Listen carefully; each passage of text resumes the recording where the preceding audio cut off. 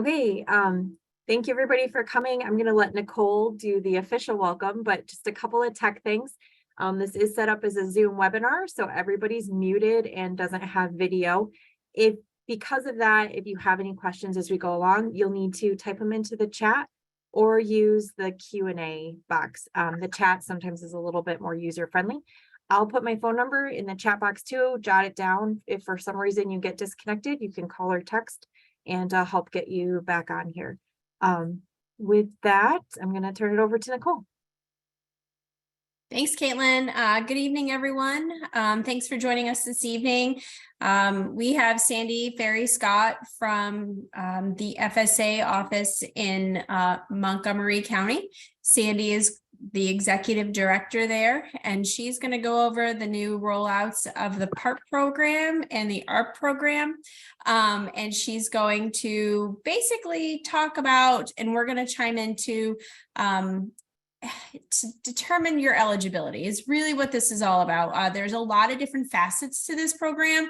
So we'd like for you to listen, ask questions in the chat box. If there's something you would like to ask us privately, whether it's Caitlin or I, just use the chat function versus the Q&A answer, and we will get through the program. And then we'll take any questions at the end. But if you do have questions in the interim, please add them to the chat box or to the Q&A. So Sandy, welcome. Again, you do lots of programs with us. So thank you this evening for doing this. And we're gonna send it over to you. Caitlin, you have anything to say before we pop through? Okay, thank you, everyone. All right. Well, thank you all for joining us. And I will try to do this as with as few FSA acronyms as possible, but if I know I can get bad about that. So if anybody has any questions on some of the things I'm saying, feel free to stop me or put something in the chat so I can explain any of the things where any of the comments we're saying. But if I can get this slideshow started.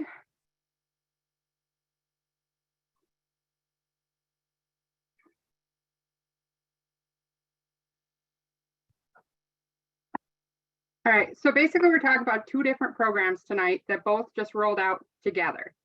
So the biggest thing we'd want to remember when we're looking at this is these are two separate programs that you could apply for, and there's a possibility of getting payments in these programs. They're similar, but there is differences to them. So you want to make sure you're looking at the differences here. So ERP, which is Emergency Relief Program Phase 2. And the reason why it's Phase 2 is there was a program this summer that rolled out that made payments based on if you had insurance on any coverage on any crops in 20 or 21 and had losses on them. You got payments towards those losses that were already in the system. This next program was supposed to be based on ERP Phase 2 was based more on people who didn't have, you could have or you could not have had crop insurance. We're not giving you, we're not stopping you just because you didn't have insurance, but you had losses due in part or in whole to qualifying disaster events that happened in 20 or 21's calendar year. And we are going to be looking at these are both going to be revenue-based programs, but ERP is only for crops. PARP, or Pandemic Assistance Revenue Program, is to assist eligible producers of any ag commodity that experience revenue decreases in the calendar year 2020 compared to either 2018 or 2019 due to COVID-19 pandemic.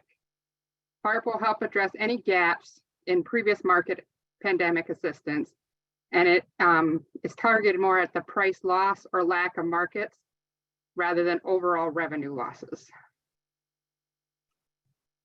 So some of the differences is ERP Phase 2 is only for crops.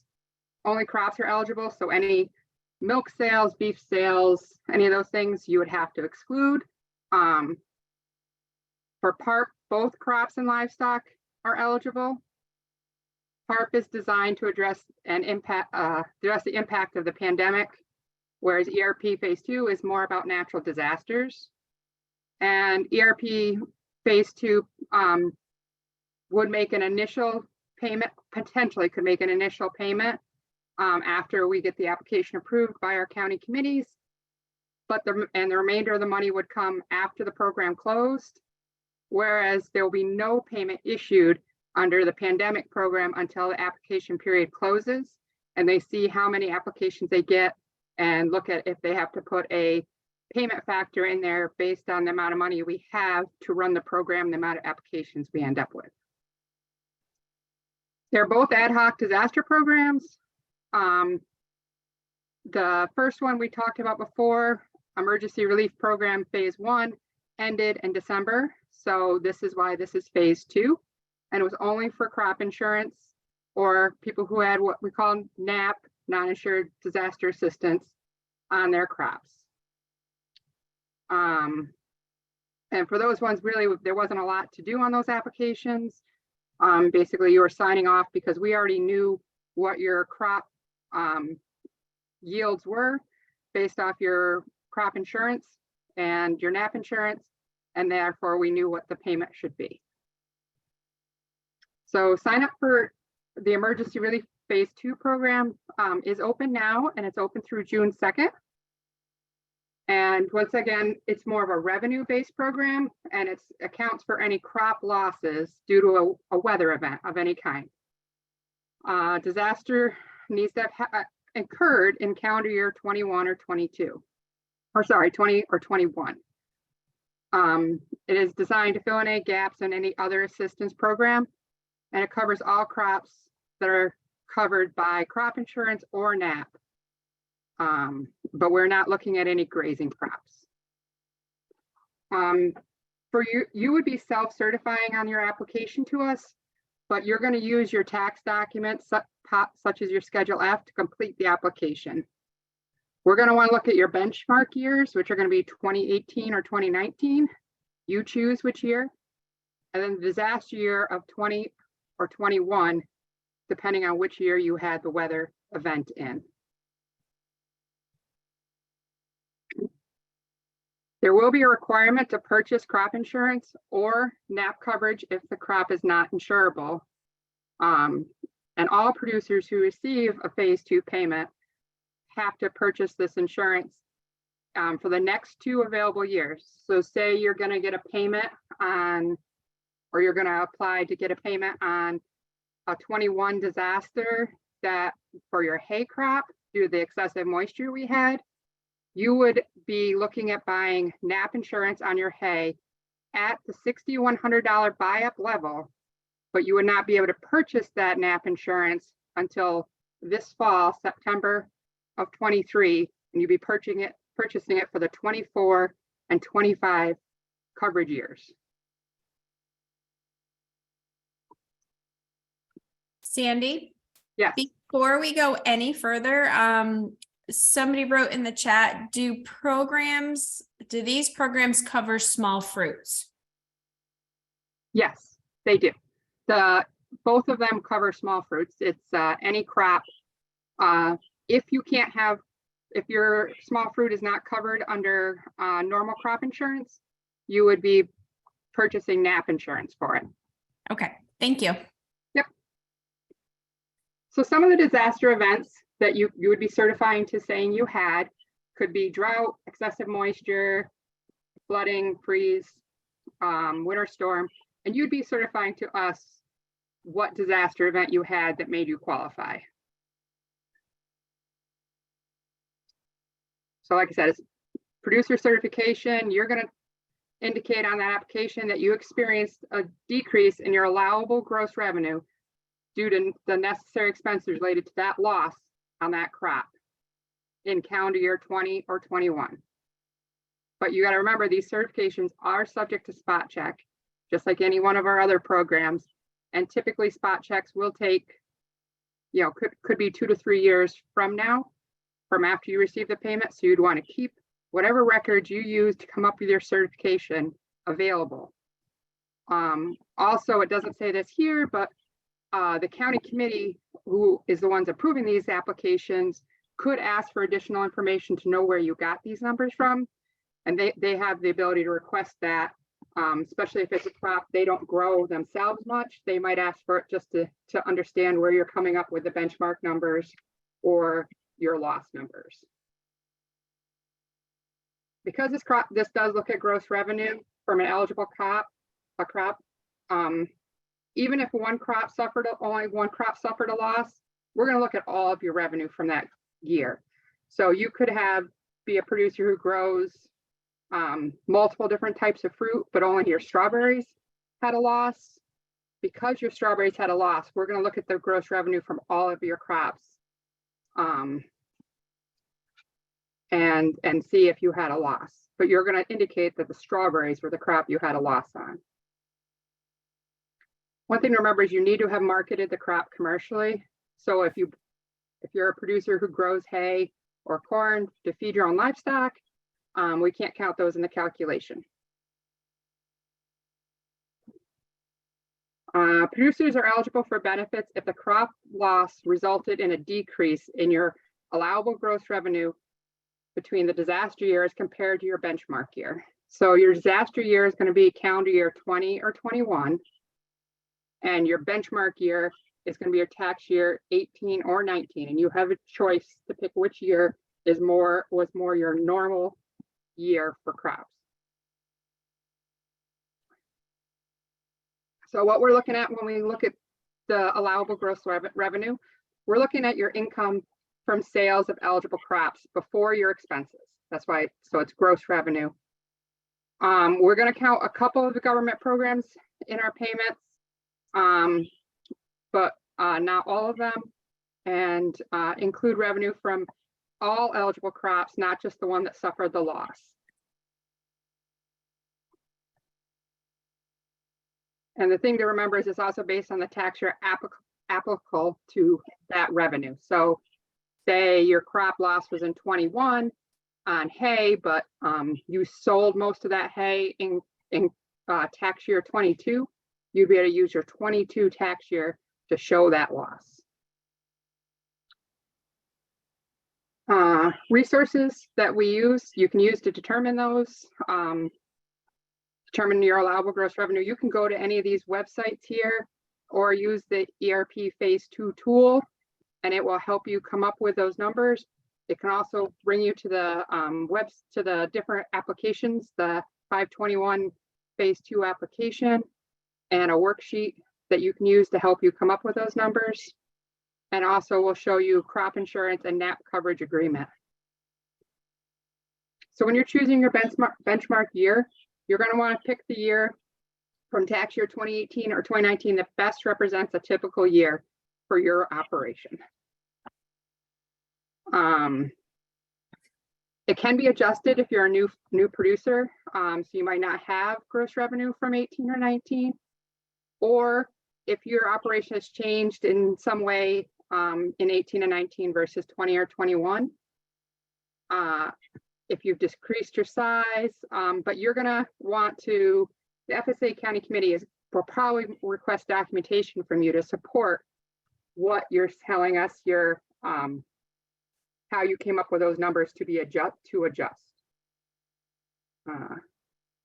Because you're going to need to show us where those numbers came from.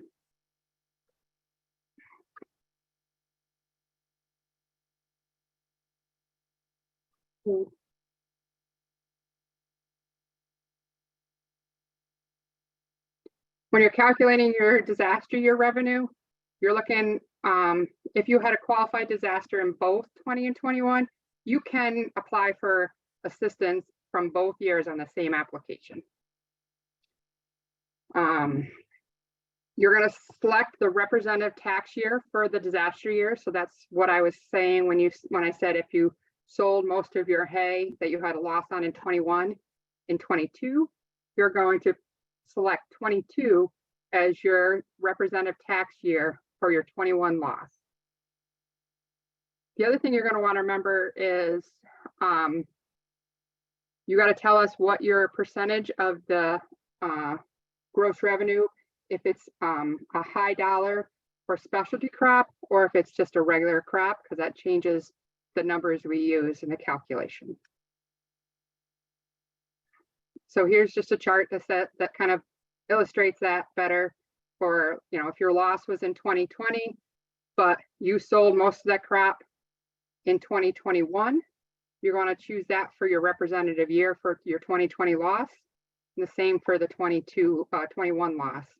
You can choose between those 2 years. So when you're doing the ERP application, that's going to be the FSA 521 is the actual application. But these other forms that are listed here are forms that we would need to get from you guys just to, if you're not already an FSA customer, just to get you in our system and figure out your members, you know, how you work with your members and your eligibility for any legal entities, or if you get paid as an individual.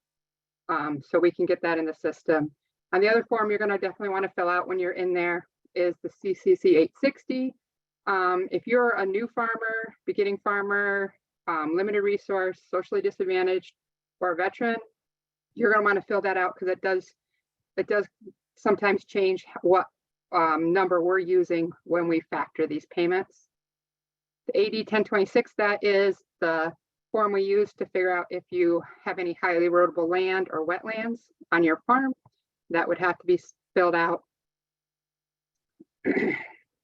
So how the payment calculation works for ERP is you're taking for the 2020 program year and you're saying it was an other crop. So it's saying it was corn or hay. The gross payment calculation would be taking your benchmark year, which was your 18 or 19 or that adjusted number, and you're multiplying that by the ERP factor, which would be either 80% or 90% if you're SDA with your 860, minus the disaster year revenue for whichever disaster year you have, which is 20 or 21, then minus any 2020 ERP phase 1 payments you might have already gotten, then minus any CFAP 1 payments that you got in that disaster in that year, or CFAP 2 payments, or WIP plus payments, and which we here in New York we won't have many people that had any WIP plus payments. Let me see if I can move this so I can.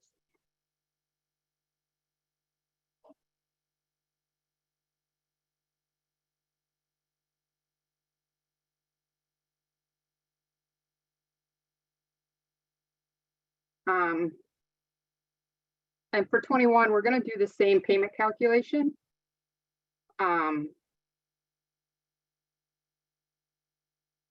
It's just using the 21 numbers.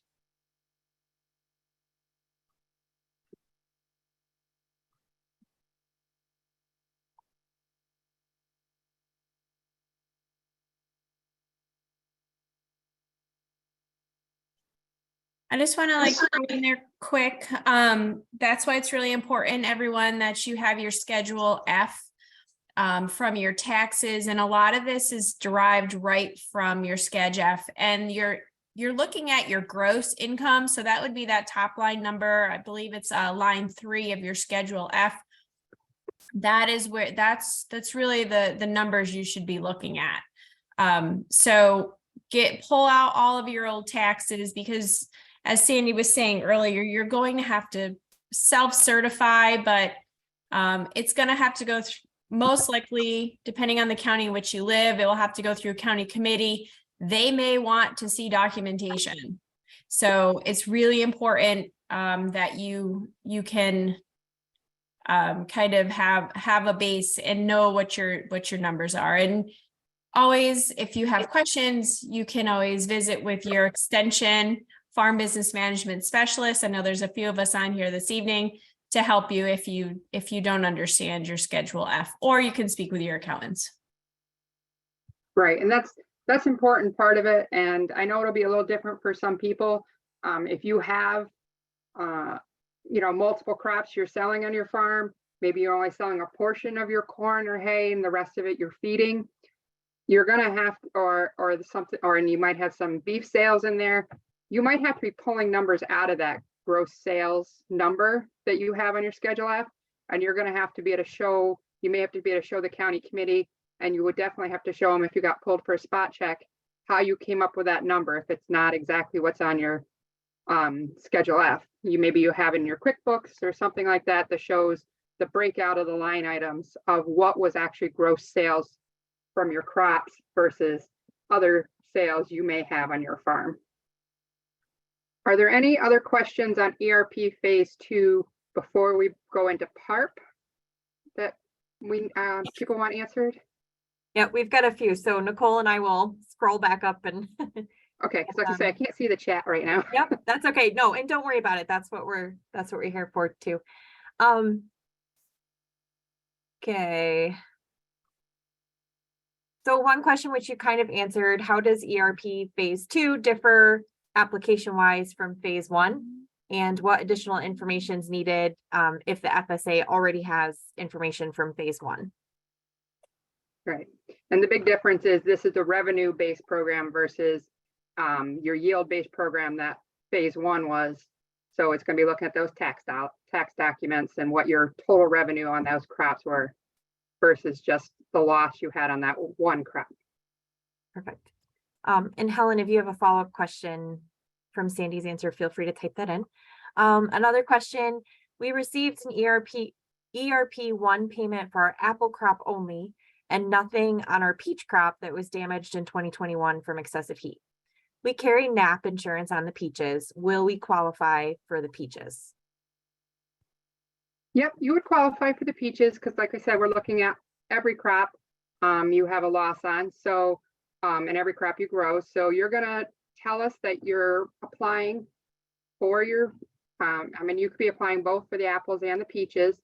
You're gonna put in your total revenue off all your crops on that ERP application for the disaster year you choose. And then what is going to, the only thing is you're going to have to keep carrying that NAP coverage on those peaches if you mark them down as the crop you had a loss on. And like it's looking at the revenue, not the yield on the crop. Perfect, thank you. Another question that we had, which again, you answered, but maybe just to highlight it again, how does a business that's expanding within this time frame or within the qualifying years in revenue or revenues increasing, how do they qualify? Right, and that would be where you'd want to use that adjusted benchmark, and you're gonna put something down and explain to the county committee how you came about that number and why it's adjusted based on the fact that you're expanding your business or you're adding new crops or whatever you've done to change that number of what that benchmark year should be. Perfect. Do you want me to go ahead, Caitlin? Yep. Why don't you go ahead with the other two that came in? Okay, so the next one is with Phil. Well, first I can ask, let's see here. Yep. Let's see. Oh shoot, where did it go? One person asked, is this money taxable?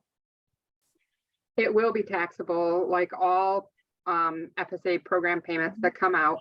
You will get a 1099 at the end of the year that shows any payments you received from FSA. And then the next one is credits. So credits below line 3 are not counted, income or credits. And I know, Sandy, you and I talked about this earlier today. So that's why I kind of grabbed this. It would really be 1C is the number that would be in my brain is line 3, but it's 1C is what we would be looking at. And because that's your top line gross income, less your COGS, which are your costs of goods sold. But at the end of the day, we discussed the fact that your CFAP payments get pulled out and then they get pulled back in, correct? So correct. Could you just give a little bit of insight to that? Right. So when you're looking at your FSA, your program payments you may have gotten, they're usually on another line on your Schedule F, and you're going to be those payments are not going to be included. However, if you got an ERP phase 1 payment, that will be included in the calculation. So it is a little different, and you'll see when we get into PARP. PARP is a little different than then the ERP and what's included and what's not. But if we go back, so when you're looking at this, it is going to include any, when they do the payment calculation, we're going to include any CFAP 1 net payments, and we're going to subtract that out along with any CFAP 2 payments, and along with WIP plus payments. So there is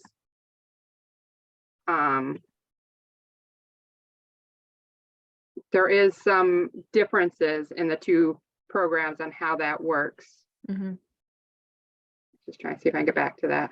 And I will also mention that if you go, and we can go online and look at this, we can send this out, but there are Excel spreadsheets out there that are very specific, that tell you exactly what lines to look at on your Schedule F, and you can plug all that information in. Right. So if you go to this website right here, there is a ERP phase 2 tool that you can actually walk you through doing the application, but also circled there, you can see the allowable gross revenue worksheet. And that can help you work out the number of what your allowable gross revenue is. Mm-hmm. If that helps you at all, you can do that as well. And those are both on our USDA public facing website. And I will look at the end and make sure I have that the links for those two included here in the chat. And Caitlin's throwing those in the chat right now. Oh, there you go. And then, so the next question that came, we've got a lot of really good questions. As a dairy farmer who also sells commercial grain, when we minus the CFAP payments, would we subtract only the crop portion of the CFAP payments from the gross ERP? Can someone apply for both ERP and PARP? So a couple different questions there. Yes, you can apply for both ERP and PARP. You would be subtracting out all of your CFAP payment, whether it's the dairy or the crop side of it, because it's going to get added back in. So it will, and you'll see when we get into PARP, it will add back in that CFAP payment for both your dairy and your crops into that 2020 crop year. Okay, perfect. And then the next, another person asked, do you know if PRS, Pandemic Response and Safety Grant, are taxable? We did not receive any 1099 from the grant. Do you guys hold that in your office? We don't hold that. I'm not sure which program that is, which office holds that. Oh yeah, I don't either. So unfortunately, we can't answer that question. And then somebody asked, what tax form can I use if I don't file a Schedule F? I only file an 1120. So if you don't file a Schedule F, technically, are you not farming? So you would have to visit with your accountant to find out how they would handle that. And I guess that would be a question. And we're going to talk a little more about it when we get into part 2 is how are you coming up with that income from farming? Exactly. So we'd have to, I mean, usually within your 1120, your Schedule F would be within your 1120, depending on how your business is structured. So you would have to visit with your accountant.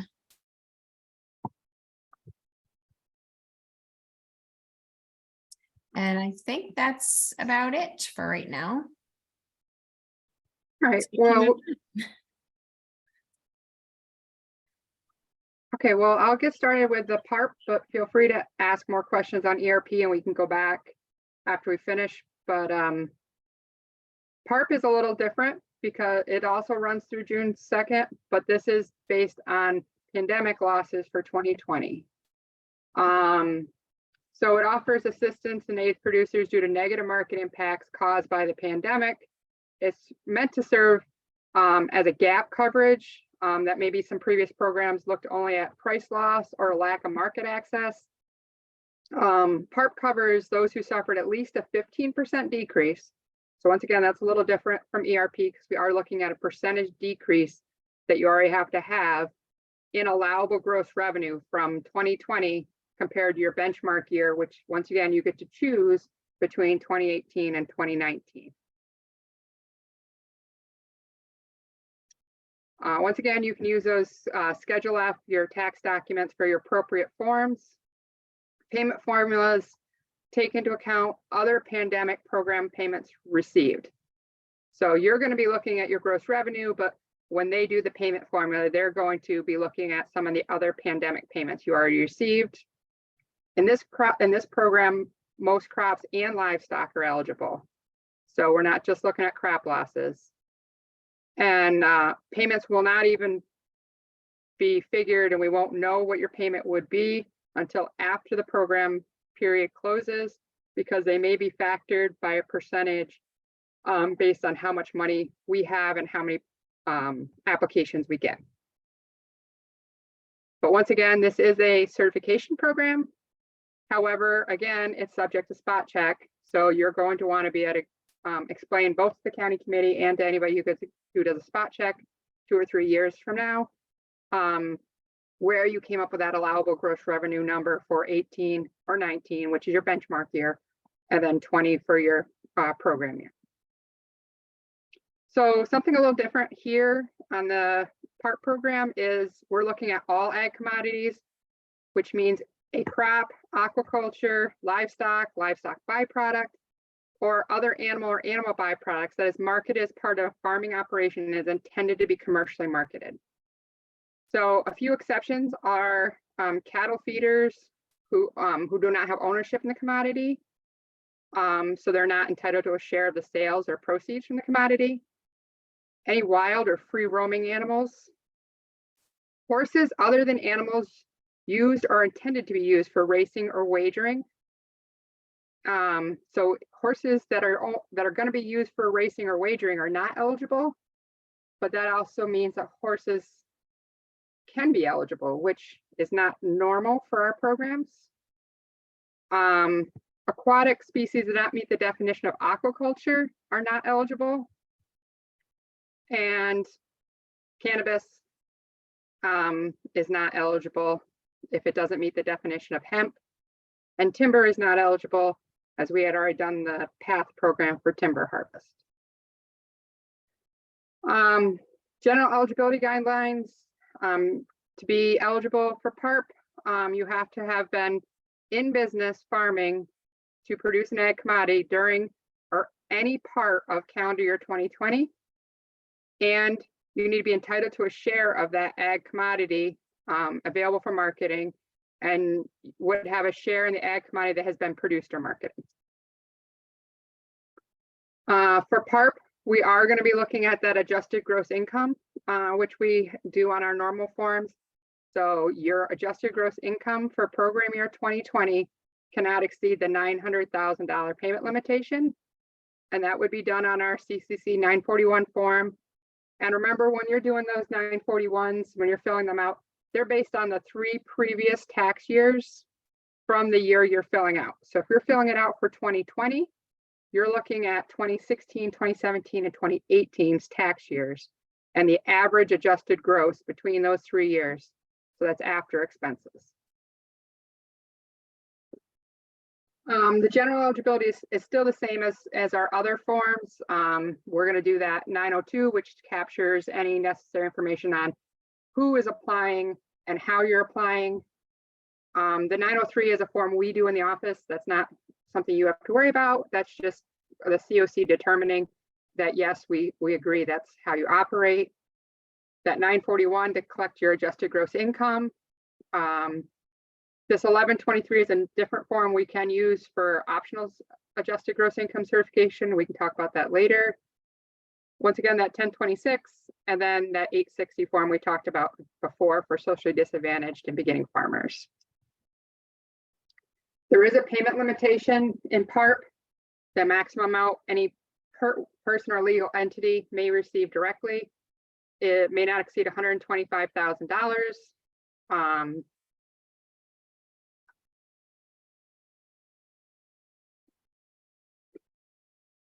So once again, we're trying to determine that allowable gross revenue.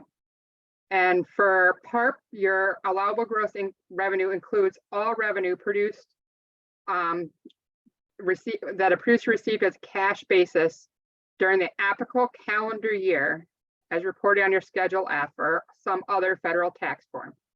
So like we said before, it doesn't have to be a Schedule F, but it has to show that it's ag income. It must have been received from the production or sale of an ag commodity, including crops, aquaculture, livestock byproducts, or other animal or animal byproducts.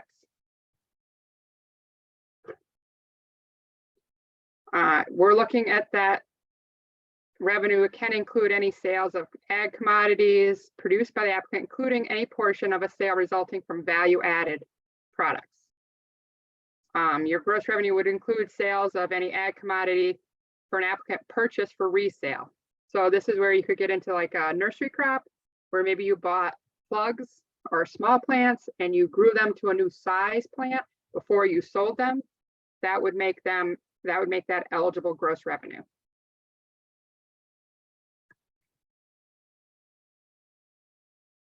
So allowable gross revenue can include revenue from taxable amount of corporative distributions directly related to the sale of ag commodities. And also, we're going to look at some of your program benefits you may have received during that tax year. So any payments you might have received from ARC PLC, the DMC, which is our dairy margin coverage program, marketing assistant loans, loan deficiency payments, our market facilitation program would all be included in your gross revenue. Along with that, any CCC loans reported under election, if elected to be treated as income and reported to the IRS, would be included.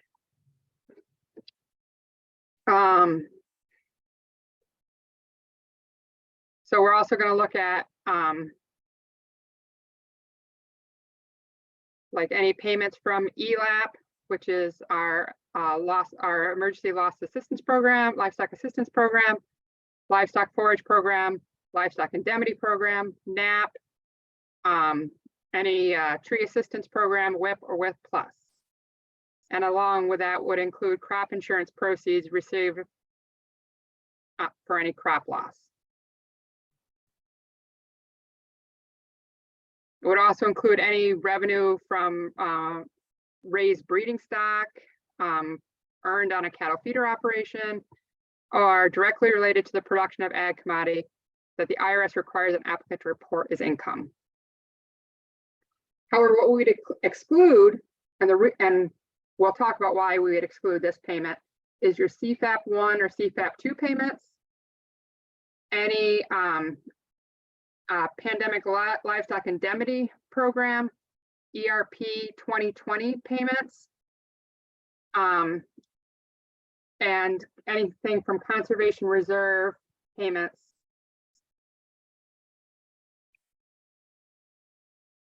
So this is that FSA 1122.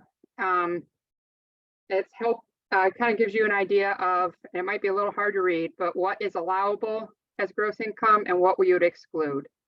And we kind of just talked about a lot of this already.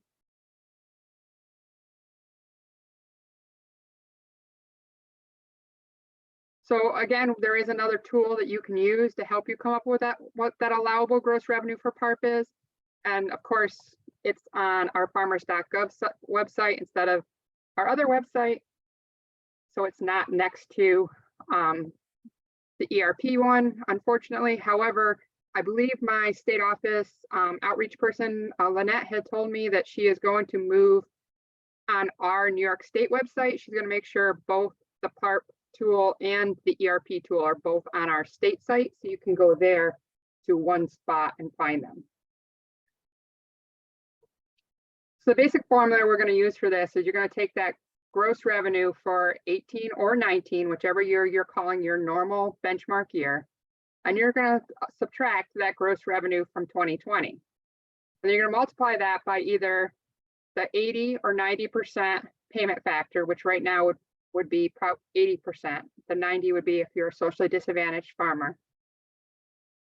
And then you're going to take that and you're going to subtract any CFAP 1 payments or CFAP 2, any pandemic livestock payments, or any 2020 ERP payments.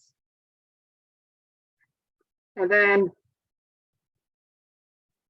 sorry, this bar keeps getting in the way for me to read the bottom of my slides.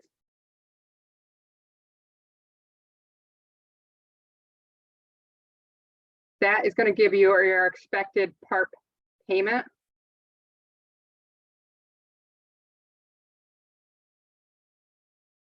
So there is opportunities for people to be in the program. If you may have been a new producer in 2019 or even 2020, so you don't have a full year's revenue to look at for your benchmark year. And how that would work is you're going to request an adjustment from the county committee for the 2019 gross revenue based on being a new producer. Or if you may have, like we had talked before, increased your production capacity for 2020 versus 18 or 19 to be able to show that difference.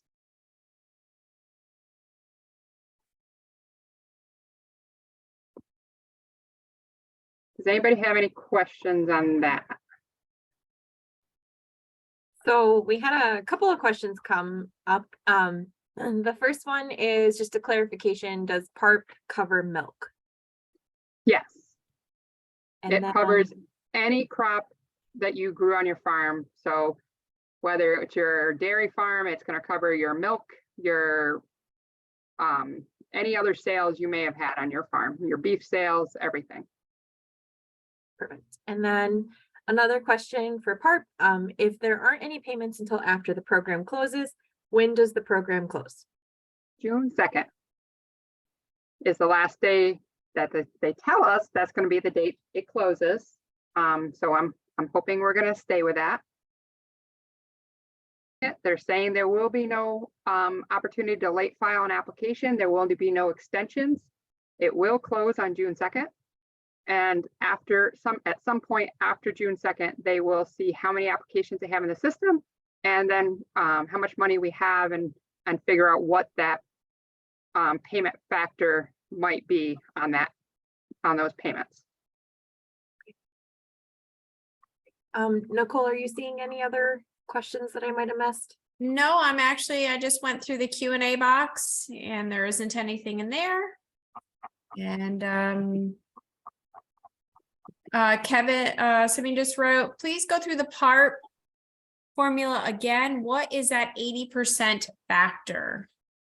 So that 80% factor, that is a factor that's already going to be included in there for how much loss, how much percentage we will pay on. You would get 90% if you are a beginning farmer, and 80% for everybody else.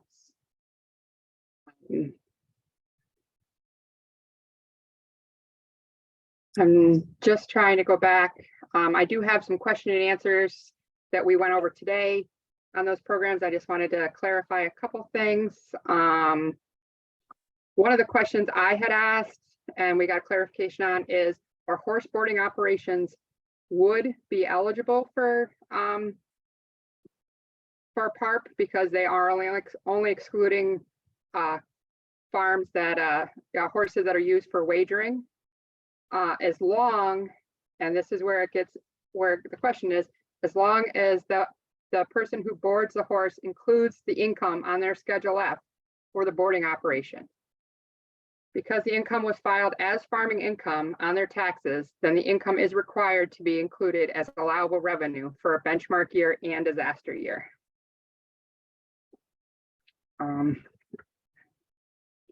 Another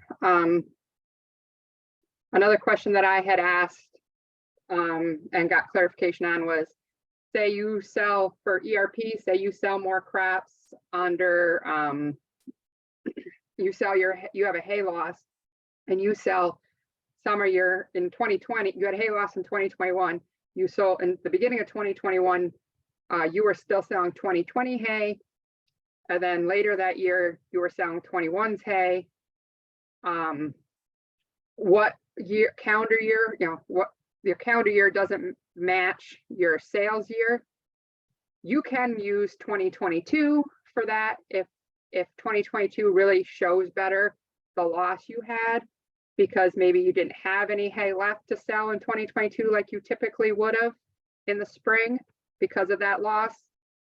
You can use 2022, and you're just going to choose which year you say is more applicable to what to show your loss.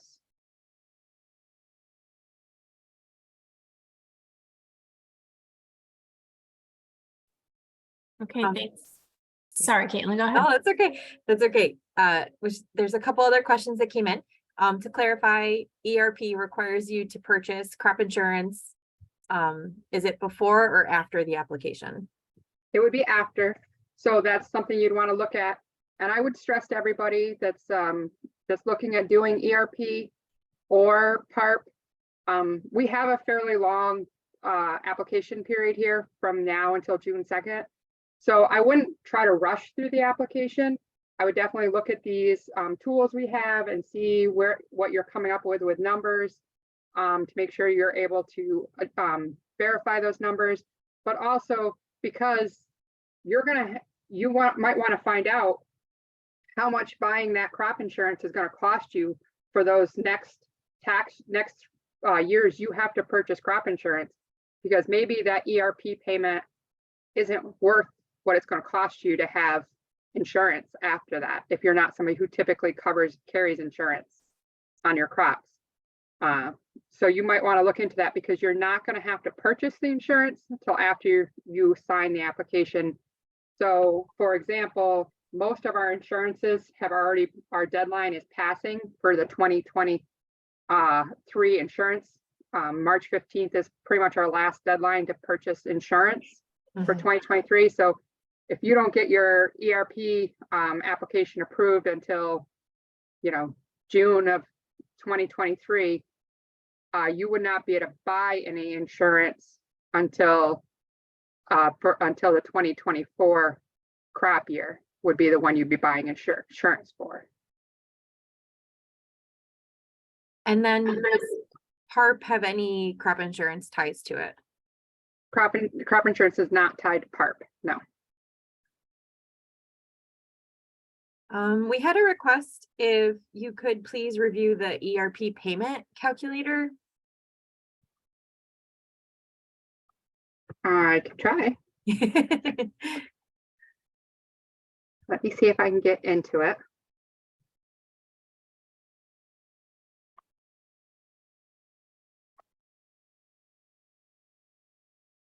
While she's pulling that up too, if anybody has any other questions before we wrap up for the night, please feel free to drop it in the chat box. We'll be sharing this recording, and as Nicole said, if you have any questions, always feel free to reach out to your local FSA office or your local cooperative extension farm business management person.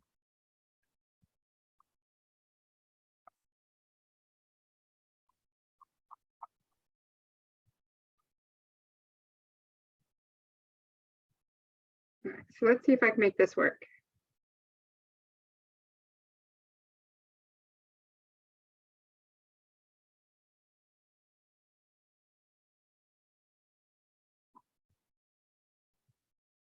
All right, so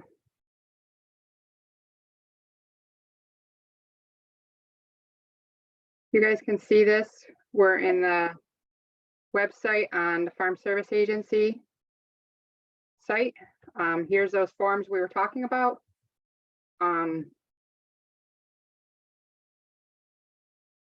This would be the link to the application for PARP. For ERP, sorry. So here is where the beginning here, you just put your name and address, and then here you're going to on Part C, you're going to fill out Part C. If you're doing a crop loss in 2020, whoops, went too far. Sorry, let me move that back up.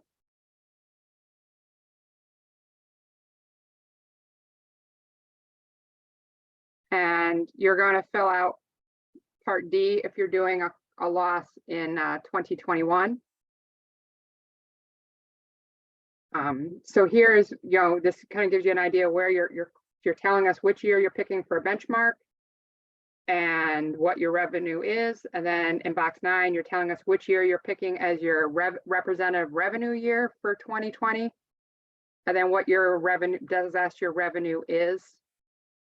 And then on the other side here, we'd be looking at where we'd be adjusting revenue for the county community would be adjusting revenue. Let's see if I can go back here.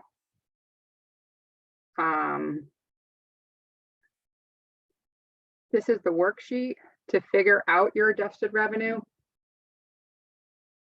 So you're going to mark which disaster year you're going into. And then you're just going to follow the yes or no questions as you work your way down this form.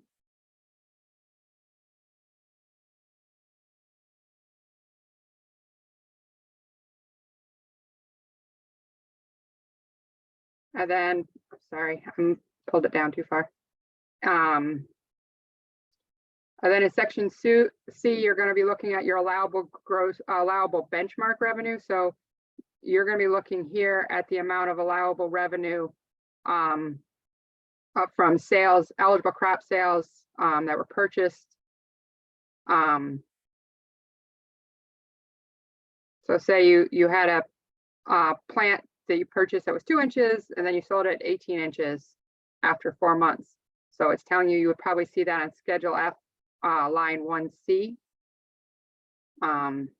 So it's kind of giving you an idea where to look on your Schedule F to get these numbers.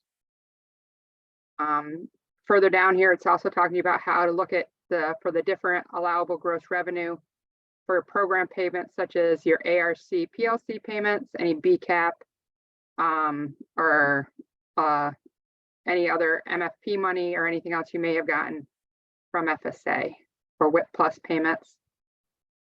And then the tool, oh, I forget, it wants to do this so we save.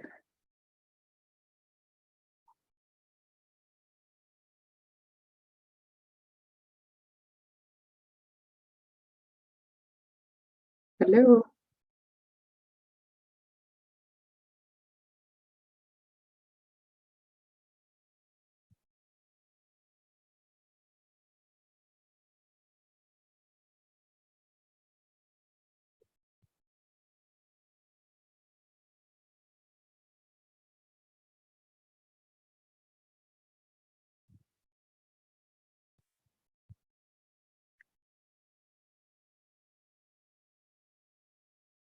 Is it not pulling, Sandy?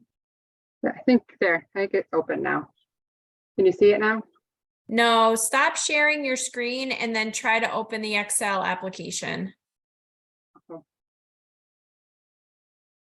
Yeah, stop your screen share and then do a new screen share with the Excel file application. There you go. You see it now? Yep. You might All just want to like squeeze it down because it's really big zoom. So you might want to zoom it down so people can see.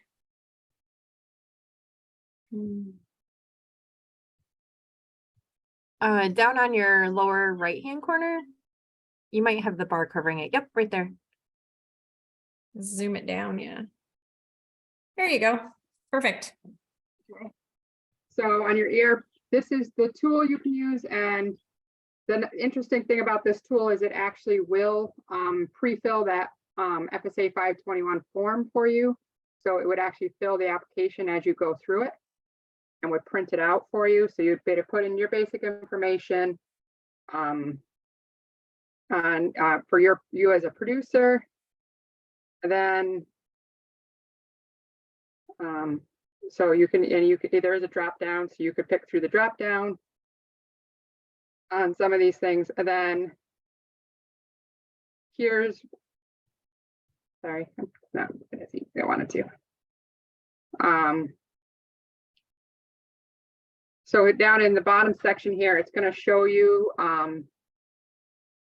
you know, disaster year associated, you're going to be looking at sales of eligible crops produced by the applicant resulting from a value added through post-production activities. So here you're going to pick from your sales from line 1C for 18 and 19. Then it kind of gives you some ideas of what to exclude. Once again, you're going to exclude any numbers from livestock. Further down, it's going to tell you about, using line 2 for your sales of livestock, and then our sales of crops. And once again, it's showing you what to exclude. Here you're excluding any milk, eggs, animals, anything that is from breeding stock is all going to get excluded. Once again, it's going through line 3A, which is your corporate distributions. So any payments you get, patronage payments you got, they're going to be listed here. And if those are, once again, distributions are not directly related to the sale of eligible crops, you're not going to count them. So if you are a dairy farmer who gets a patronage payment because you're a member of a co-op, you are not going to include that payment in here. And then on line 4A, it talks about, again, these are your ag program payments. So that would be where they are on your Schedule F, and it's going to go through all the different program payments you could have gotten and which ones you exclude. So you're going to exclude any conservation payments, any dairy margin payments, any pandemic assistance payments. And once again, it tells you on the side which ones you're excluding.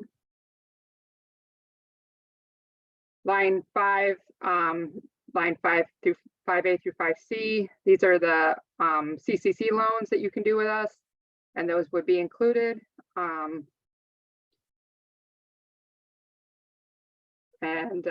Line 6 is where your crop insurance proceeds would be.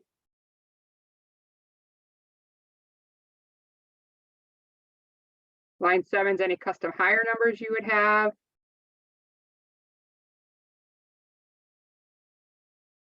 Just a little chime in, Sandy. Everyone, if you have your hard copy Schedule Fs in hand, it just makes it so much easier. And then if you look over to the right side of the screen, it gives you little notations of what should be in there, what you should remove, so on and so forth. So if you go through it and you read it, you will, it's actually quite easy to kind of walk through yourself.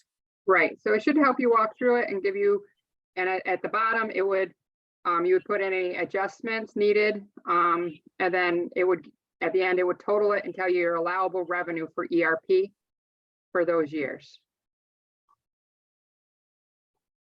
And then it's going to pre-fill those numbers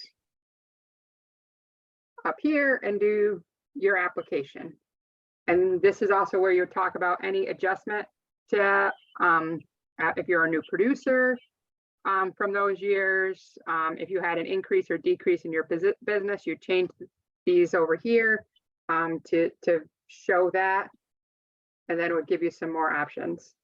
So this tool will walk you through the entire process of filling out the 521 and what needs to go. And then once it's set, you can hit print worksheet and it would print it out for you, the worksheet, or it will print it out on the 521.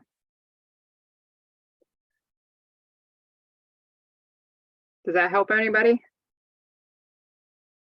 Yep, somebody commented in and said that it was good advice and very helpful. So it was great. And thank you for taking the time to walk us through the tool too.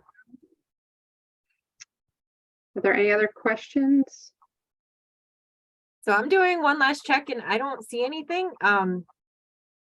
Nicole, has anything come in that I didn't catch? No, I'm seeing the same thing you are. Anyone else have questions? Speak now. We will be sending out the recording and the links that Sandy included in her presentation in a follow-up email over the next couple of days.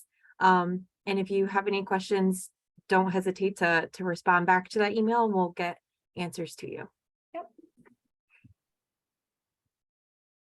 So hopefully everyone has some good tools to start their application to see if you even have some eligibility. there's also some really good statutes out there. If you read through, I think it's farmers.gov, you can read through the statutes and understand more deeply. Always go to your FSA, your local FSA office, and visit with the folks there. They are a huge resource. I thank you, Sandy. She's always so awesome about coming on and helping us explain and understand the different programs, because there's a lot to know and there's a lot to wrap your head around. So we do appreciate you, Sandy, taking the time this evening and visiting with us. But again, reach out to Caitlin or myself, your local FSA office, and we hope that this will help you determine whether or not you are eligible. And just a little note, just like Sandy said, take this slow. You have a long time to apply. So, make sure this works for you. Really make sure it's going to work for you before you sign on the dotted line. Yeah, just one thing to remember, if you were somebody who came in and got CFAP payments in 2020, PARP is going to be one of those, it's kind of geared towards people who may have missed CFAP and filling in those revenue gaps. So there could be, when they add that CFAP payment back in, it may not trigger a payment. So it's just something to think about. You want to look at those revenue numbers and see if your revenue shortfall was really enough with those CFAP payments figured back in to trigger that 15% loss. So we'd be glad to do the applications with you and go through them, but once again, it may not trigger a payment in the end. Great. Right. Well, thank you everybody for your time. Thank you, Sandy, for your time. And I'm going to go ahead and end the webinar now. Thank you. Thanks, everyone. Have a great one. Take care.